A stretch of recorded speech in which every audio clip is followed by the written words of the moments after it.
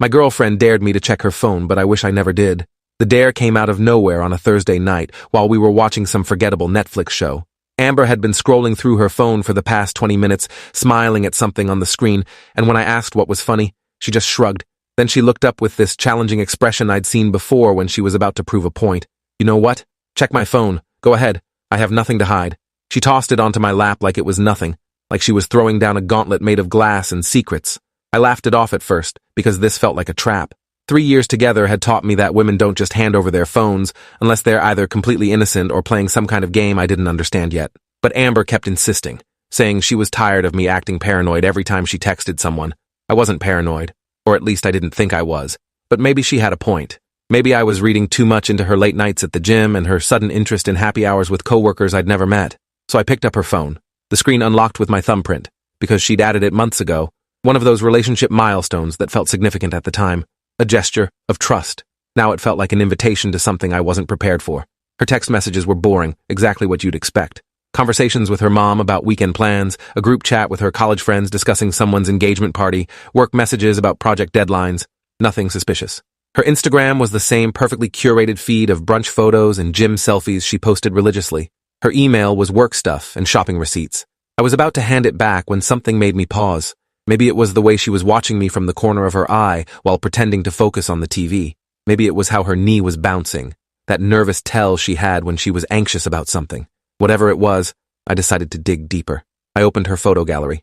Recent photos showed the two of us at her sister's wedding last month, some sunset shots from our anniversary dinner, a few selfies she'd taken in the bathroom mirror at work. Scrolling back further showed more of the same mundane documentation of daily life. Then I remembered the recently deleted folder. Everyone forgets about that folder. The digital graveyard where photos go to die slowly over 30 days before permanent erasure.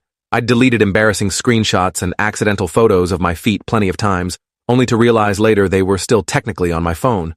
Most people never check that folder. I tapped it, expecting maybe some unflattering photos she'd deleted or failed attempts at the perfect Instagram shot. What I found made my stomach drop through the floor. Pregnancy tests. Multiple positive pregnancy tests photographed against bathroom counters I recognized as ours. The first photo was dated 6 months ago. The stick showed 2 clear pink lines, the universal symbol for life beginning whether you wanted it to or not. The next photo was dated 4 months ago. Another positive test, different brand this time. The third was from 2 months ago, same result. 3 positive pregnancy tests over 6 months, all deleted but not permanently erased, all hidden in a folder Amber probably assumed I'd never find. My hands started shaking because this made no sense. Amber and I had talked about kids maybe someday in the distant future, but we weren't trying. She was on birth control, or at least that's what she'd told me. But more importantly, and this was the detail that made everything else impossible, I'd had a vasectomy 2 years ago, before I even met Amber. A decision I'd made after my ex-wife and I divorced, when I'd already had my 2 kids, and knew I was done with that chapter of my life. Amber knew I had kids from my previous marriage, but she didn't know about the vasectomy. I'd never told her because it never came up. The impossibility of these photos hit me like a physical blow. If Amber was pregnant 3 times in 6 months, and I couldn't have gotten her pregnant, then someone else had. Multiple someone else's, potentially. But why photograph the tests? Why keep the photos at all? I kept scrolling through the recently deleted folder, my brain trying to catch up with what my eyes were seeing. There were more photos mixed in with the pregnancy tests. Screenshots of text conversations. I zoomed in on one. The conversation was between Amber and someone saved in her phone as Dr. Williams. The messages were clinical at first, discussing appointment times and medical procedures. But as I scrolled through the screenshots, the tone changed. Dr. Williams became Danny, the same Danny she'd mentioned casually a few times as an ex-boyfriend from college, someone she'd stayed friends with, no big deal. Except these messages weren't friendly. They were intimate, planning meetups when I was at work, discussing how the procedure went, followed by a heart emoji from Danny and a crying face from Amber. I felt sick. The procedure. She was talking about an abortion. I scrolled further back in the screenshots and found more conversations, these with someone named Kyle. Messages about meeting at the gym, working out together, grabbing drinks after. Then a message from Amber saying she needed to tell him something important, followed by a screenshot of a positive pregnancy test. Kyle's response was cold. That's your problem, not mine. Take care of it. More screenshots showed Amber asking him to at least help pay for it, Kyle blocking her number. My throat felt tight. My girlfriend of 3 years had been sleeping with her ex-boyfriend Danny, with someone named Kyle from her gym, and based on the dating of these photos and messages, probably others. She'd gotten pregnant multiple times. She'd gotten abortions multiple times. And I'd known nothing about any of it. The betrayal was comprehensive, surgical in its completeness. Every late night at the gym, every happy hour with coworkers, every weekend she'd said she was visiting her sister. All of it had been lies stacked on top of lies, but something still didn't make sense. Why dare me to check her phone if all of this was in there? Even deleted, even hidden in a folder she thought I wouldn't check. It was still risky, unless she wanted me to find it, unless this was some kind of test. I looked up at Amber, who was still pretending to watch TV, and I saw her watching me through her peripheral vision, waiting. She'd been waiting to see if I'd actually go through her phone, to see if I'd check beyond the surface level. This dare wasn't about proving her innocence. It was about gauging how thorough I was. I kept my face neutral and kept scrolling, found more screenshots, these from a conversation with someone named Alex, messages about meeting for coffee, complaining about their respective partners, escalating into plans to meet at a hotel, a screenshot of Alex saying his wife was out of town, Amber responding with a winky face. This had happened 3 weeks ago while I was visiting my kids for the weekend. The timeline was beginning to form a picture I didn't want to see but couldn't look away from. Then I found the document. It was a photo of a typed list, probably from her laptop, titled simply Planning.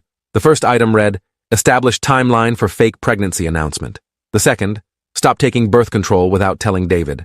That was me, David. My name on a list of tasks like I was some kind of project she was managing. The third item, Determine which donor produces baby that most resembles David. Physical characteristics to prioritize. The fourth, Schedule final procedure before announcement. The list went on. A step-by-step plan for trapping me with a baby that wasn't mine. My vision blurred. She'd been practicing, getting pregnant by different men, comparing results, planning which one to use for her endgame. The abortions weren't failures or mistakes. They were trial runs. She was testing which affair partner would produce a child that could pass as mine. Danny was tall, with dark hair like me.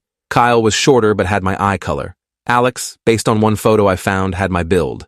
She'd been collecting genetic material like some kind of sociopath running a breeding experiment, and I couldn't say anything. Not yet.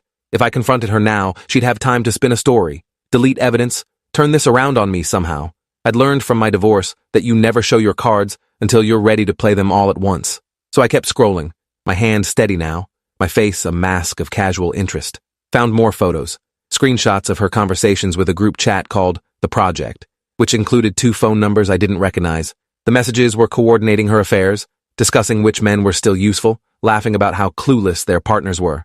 One message from Amber read, David suspects nothing. The vasectomy makes this perfect because he'll never question paternity if I time it right. He's already talking about maybe having another kid eventually. My blood went cold. She knew. Somehow, she knew about my vasectomy. I scrolled frantically through more messages and found it. A screenshot of my medical records from 2 years ago. She'd gone through my files while I was at work, found the documentation, and used it as part of her plan. She knew I couldn't get her pregnant, which meant she knew any pregnancy she claimed was mine would be believed, because I wouldn't suspect it wasn't possible. The genius of it made me want to throw up. If she announced a pregnancy, I'd be thrilled. I've been talking lately about maybe reversing the vasectomy, maybe having one more kid before I got too old. Those conversations had happened organically, or so I thought. But looking at the dates in these messages, Amber had been planting seeds for months, bringing up stories about friends having babies, showing me cute videos of infants, talking about how good I was with my kids from my first marriage. She'd been manipulating me into wanting a child so that when she announced her fake pregnancy, I'd be emotionally invested before any questions could arise. I found more proof in the messages. Screenshots of fertility clinic websites, research on paternity testing and how to avoid it, a message to someone named Lisa asking about home paternity tests and whether they could be faked. Lisa's response included a link to a website selling fake positive paternity tests. The operation was sophisticated. Amber had thought of everything, except she'd forgotten to permanently delete the evidence from her recently deleted folder. My 15-minute scroll through her phone had uncovered a conspiracy that spanned months, involved at least 3 affair partners, and culminated in a plan to trap me with another man's child. The scale of the deception was breathtaking. I'd lived with this woman for 2 years. We'd talked about getting married. I'd introduced her to my kids. My parents loved her. And the entire time, she'd been running a scam that would have destroyed my life if it succeeded. I closed the photo app and opened her notes app, looking for anything else. Found a document dated 3 days ago titled Announcement Script. It laid out exactly how she'd tell me about the pregnancy. She'd do it on a Saturday morning, make me breakfast, act nervous but excited. She'd show me a positive test and watch my reaction. If I was happy, she'd move forward with the plan. If I was suspicious, she had contingencies. A fake miscarriage if I demanded a paternity test. Emotional breakdown about stress causing the loss. Every angle covered. Reading her notes felt like watching a movie where the villain explains their master plan, except the villain was the woman sleeping next to me every night. The woman who said she loved me. The woman I'd been planning a future with while she planned my destruction. because that's what this was. Not just cheating, which would have been bad enough. This was calculated entrapment with permanent consequences. Child support for 18 years. Legal rights to custody. Connection to Amber for the rest of my life. All based on a lie she'd spent months perfecting. I set the phone down gently and looked at Amber. She was still pretending to watch TV, but I could see the tension in her shoulders. She was waiting for me to say something, to either confirm I'd found nothing or reveal I'd discovered her secrets. I smiled and said everything looked fine, nothing suspicious. She physically relaxed, her shoulders dropping, her knee stopping its nervous bounce. "See?" she said. "I told you there was nothing to worry about. You need to trust me more." The audacity of that statement made me want to laugh. Trust her more, while I was holding evidence of her planning to trap me with another man's baby. But I just nodded and handed back her phone. She took it and immediately started texting someone, probably one of her accomplices in the project, telling them I'd taken the bait and found nothing.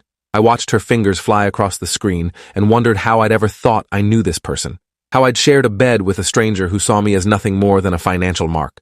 That night, I couldn't sleep. Amber dozed off around 11, her phone charging on her nightstand, her breathing steady and peaceful like someone without a conscience. I lay there staring at the ceiling, running through everything I'd learned. 3 pregnancies, 3 abortions, multiple affair partners, a detailed plan to fake a pregnancy and trap me. Evidence of identity theft by accessing my medical records. Conspiracy with at least 2 other people to commit fraud. Every angle I examined made it worse. By morning, I'd made my decision. I got up before Amber, went to my home office, and started documenting everything. I couldn't take screenshots of her phone without her knowing, but I could recreate what I'd seen. I wrote out timelines, dates, names, drew connections between the different men and the different pregnancies, documented the planning list verbatim, wrote down every message I could remember from the project group chat. The evidence would be my word against hers, but I'd learned enough in my divorce to know that detailed contemporaneous notes carried weight. Then I called my lawyer, the same one who'd handled my divorce and knew my history. I explained the situation, everything I'd found, everything Amber was planning. There was a long silence on the other end. Then he said we needed to meet immediately, not at his office, somewhere neutral. He suggested a coffee shop downtown, said he'd be there in an hour. I agreed and hung up, my hands shaking again now that I was taking action. Amber woke up around 8, earlier than usual for a Saturday. She came into my office wearing one of my old t-shirts, looking sleepy and vulnerable. I almost felt guilty for what I was about to do. Almost. Then I remembered the photos of positive pregnancy tests from men who weren't me, and the guilt evaporated. "Morning, babe," she said. "Want to grab breakfast?" I told her I had some work to catch up on, deadline Monday. She pouted, but accepted it, said she'd make herself something and go to the gym later. I met my lawyer at the coffee shop at 9:30, showed him everything I'd written down. He took notes on his tablet, his expression getting darker with each detail. When I finished, he sat back and exhaled. "This is bad," he said. "Worse than I thought when you called. If she succeeds in this scheme, you're looking at 18 years of child support for a kid that isn't yours. Even if you prove later the child isn't biologically yours, courts don't always care. If you act as the father, you become the father legally in many jurisdictions." That possibility made my chest tight.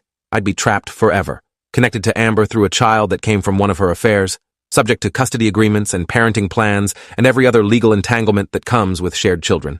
My lawyer tapped his tablet and pulled up precedent cases, showed me situations where men had been held financially responsible for children they'd proven weren't biologically theirs because they'd accepted paternity initially. The law prioritized the child's welfare over biological truth, which meant I could pay for another man's kid until it turned 18. "We need evidence," my lawyer said. "Your notes are helpful, but not enough. We need screenshots of those messages, copies of those photos, proof of her accessing your medical records.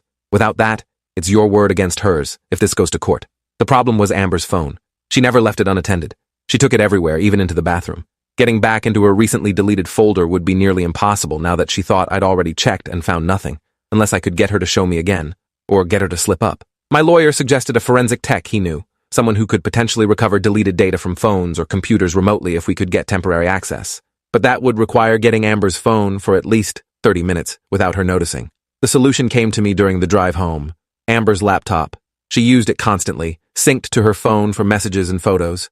If I could access her laptop while she was at the gym, I could download everything before she realized what was happening.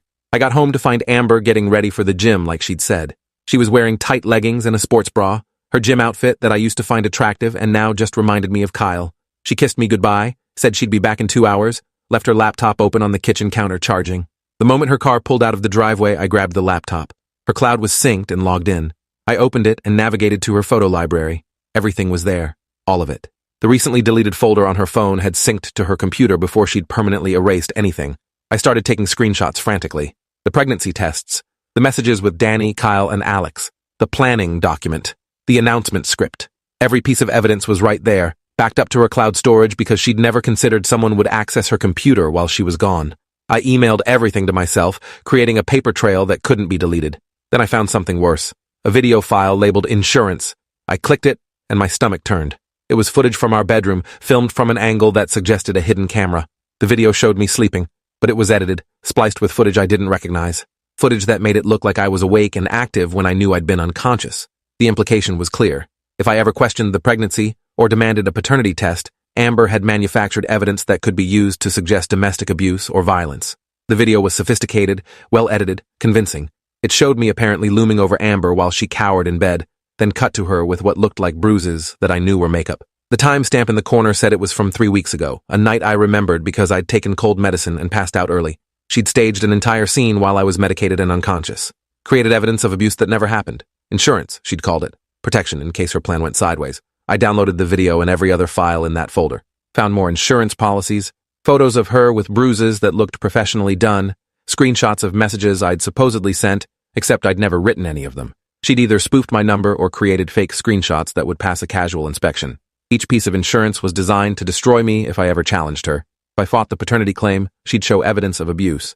If I left her, she'd claim domestic violence and get a restraining order. The trap was total. Every angle covered. Every contingency planned. Amber hadn't just been preparing to fake a pregnancy. She'd been preparing to control my entire life. The scope of it made me dizzy. I sat there staring at her laptop screen, looking at dozens of files that proved her guilt, and realized I'd been living with a sociopath for 3 years. This wasn't a woman having affairs.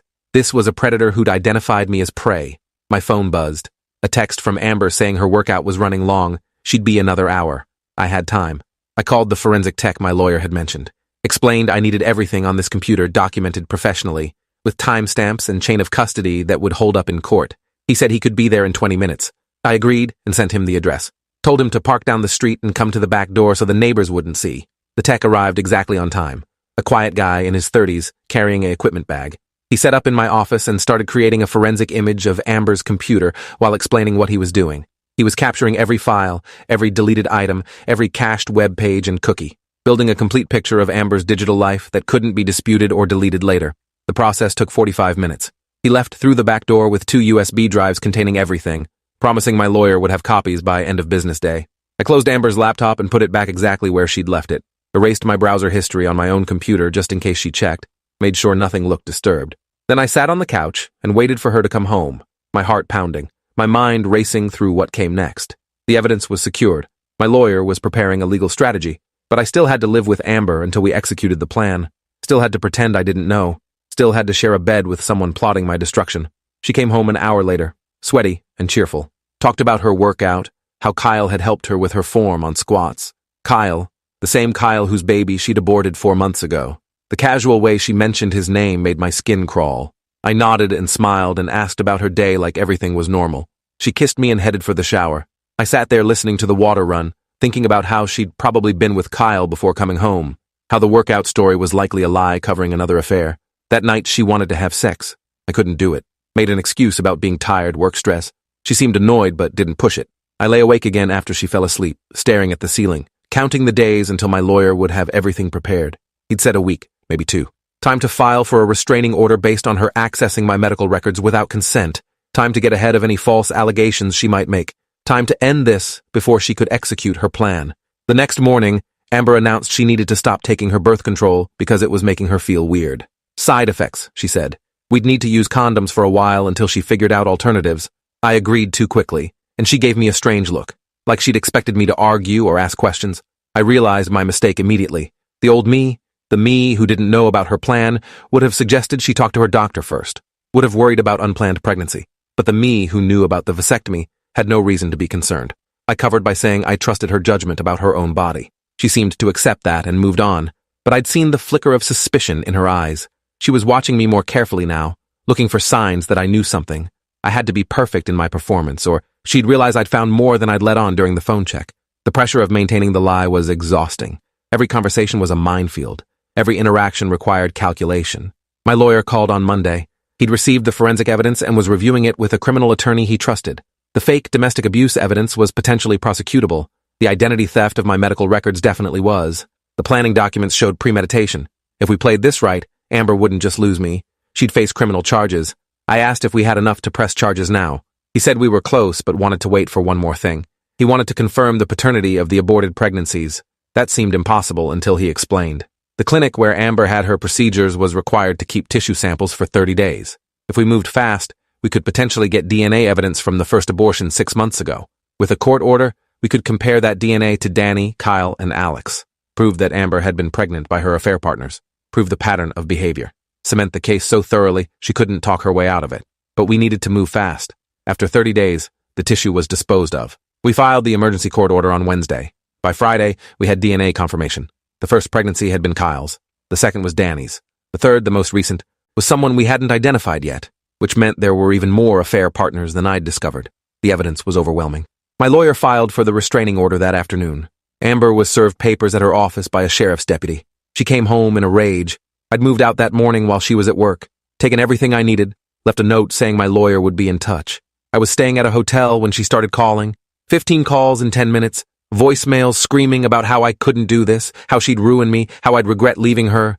The threats were detailed and specific. She'd tell everyone I was abusive. She'd get a restraining order against me. She'd make sure I never saw my kids again. Every threat she'd prepared as insurance was now being deployed in real time. But I was recording everything. My lawyer had set me up with an app that captured all calls and texts. Every threat Amber made was being documented. Every lie was being preserved. When she finally realized I wasn't answering, she switched tactics. Started sending apologetic texts. She'd made mistakes, but she loved me. We could work through this. She'd go to therapy. Whatever I needed, she'd do it. The manipulation was transparent now that I knew what she was capable of. The criminal charges were filed Monday morning. Identity theft for accessing my medical records, fraud for the fake domestic abuse evidence, conspiracy with the other members of the project who'd helped her plan the fake pregnancy scheme. The news spread fast. Amber's work found out. Her friends found out. Her family found out. The carefully constructed image she'd maintained crumbled in days. People she'd convinced I was controlling and jealous learned the truth, saw the evidence, realized they'd been manipulated too.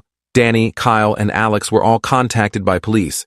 Danny initially denied everything until confronted with the DNA evidence. Then he broke completely, admitted to the affair, claimed he didn't know about the plan to trap me. Kyle was married and his wife left him within hours of finding out. Alex lost his job when his employer learned he'd been having affairs on company time. The ripples spread outward, destroying multiple lives that had orbited around Amber's schemes. The trial took 6 months.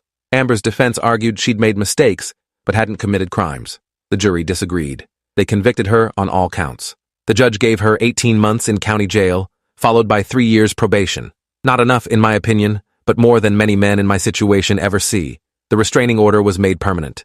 She was forbidden from contacting me or anyone in my family, forbidden from posting about me on social media, forbidden from coming within 500 feet of my home or workplace. But the real justice wasn't the criminal case. It was watching her life disintegrate the way she'd planned to disintegrate mine. She lost her job, lost her friends, lost her family's respect. Her mother called me crying, apologizing for raising someone capable of such cruelty. Amber's sister reached out to say she'd cut contact completely. The social consequences were more devastating than the legal ones. She'd become a cautionary tale. The woman who tried to trap a man with a fake pregnancy and got caught. My kids asked about Amber after she disappeared from our lives. I told them the truth in age-appropriate terms. Sometimes people pretend to be something they're not. Sometimes grown-ups make bad choices. They accepted it better than I'd expected. Resilient in the way kids are when adults handle difficult things honestly. My ex-wife surprisingly sent me a message saying she'd always had bad feelings about Amber, wished she'd said something sooner. I appreciated the sentiment even though it didn't change anything. The vasectomy that Amber had discovered and planned to use against me ended up being the detail that saved me. If I'd been able to get her pregnant, I might never have questioned a pregnancy announcement, might have raised another man's child, paid for it, loved it, never knowing the truth until it was far too late. The medical procedure I'd gotten after my divorce, thinking I was done having kids, had been a shield I'd never known I needed. Sometimes the decisions we make for simple reasons end up having profound consequences we never anticipated. A year later, I started dating again, cautiously, with the kind of wariness that comes from being burned badly. I was upfront about my past, about Amber, about the vasectomy, about my trust issues. Most women understood. Some ran. The ones who stayed were patient, willing to move slowly, understanding that healing takes time. I met someone eventually who'd been through her own nightmare with a manipulative ex. We compared scars, traded stories, built something real on a foundation of mutual damage and hard-won wisdom. It wasn't perfect, but it was honest. After Amber, honest was everything. Appreciate you watching this far. If you enjoyed it, drop a like, leave a comment, and subscribe so you won't miss the next story.